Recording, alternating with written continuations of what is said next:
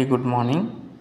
ఈరోజు మనం Telangana SA maths and science TET papers అందులో భాగంగా వచ్చిన తెలుగు సబ్జెక్ట్ గురించి చర్చించుకుందాం. ముందుగా మొదటి క్వశ్చన్, రావెళ్ళ వెంకట్రావు జన్మస్థలం. గౌడినపల్లి అనే జన్మస్థలం రావెళ్ళ వెంకట్రావు గారిది.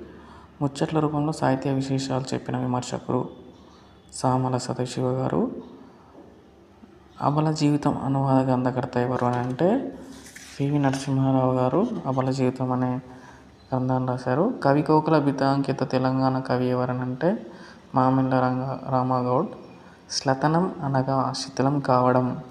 క్రమం వరుస అనే పర్యాయ పదాలు కలిగిన పదం ఏమిటంటే ఓలి. బంగారంను గర్భమందు కలది ఉత్పత్తి పదం వసుధ. గీముకు ప్రకృతి పదం గృహము.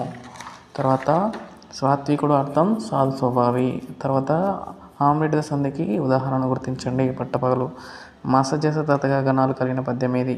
శార్దూలం. వృద్ధులని వీటిని అంటారు. అయ్యవులు. నిజము తెలిసి ఈ పదంలోని సంధిని గుర్తించండి. గసడవాదేశ సంధి. మా ఊళ్ళో సముద్రమంతా చెరువు ఉంది. ఇందులో అలంకారము. పరభాష ద్వారా బోధన అంటే సోపానాలు లేని సాధం లాంటిది చెప్పిన వారు ఎవరు అంటే రవీంద్రుడు.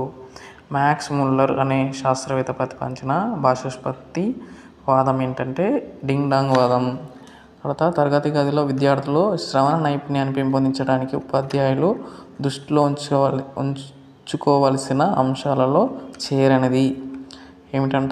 కఠినమైన ధ్వనుల నుంచి సులభమైన ధ్వనులను పరిచయం చేయటం అనేది చేరనిది ఆ అంశంలో.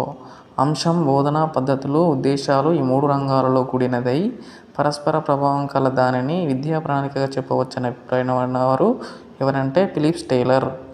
ఛేదించినప్పుడు పుష్ప సౌందర్యం ఎలాగైతే అదృశ్యమవుతుందో అలాగే సాహిత్య పుష్పంలో విషయంలో కూడా జరుగుతుందనే భావన బలపరిచే పద్య బోధన పద్ధతి ఏమిటంటే పూర్ణ పద్ధతి. విద్యా లక్ష్యాలను సాధించడానికి విద్యా విధానంలో చేరిన ఒక సమగ్ర విద్యా ప్రక్రియగా విద్యార్థుల అధ్యయనపు అలవాట్లను ఉపాధ్యాయుల బోధనా పద్ధతులను ప్రభావితం చేస్తూ కేవలం విద్యా సముపార్జనను ఆవరణం చేయడానికి కాక దాన్ని ప్రగతికి కూడా దారి తీసేది ఏమిటంటే మూల్యాంకనం. పద్యం వచ్చినది. ఆ పద్యంకి కొన్ని క్వశ్చన్స్. భర్త కులంబు ధర్మమును వాడియు సత్యము. ఈ పద్యానికి క్వశ్చన్స్ ఏమిటంటే ఈ పద్యం రాసిన కవి ఎవరని అడిగాడు తిక్కన్న గారు. వాడి అనే పదానికి అర్థం ఏమిటి అని అంటే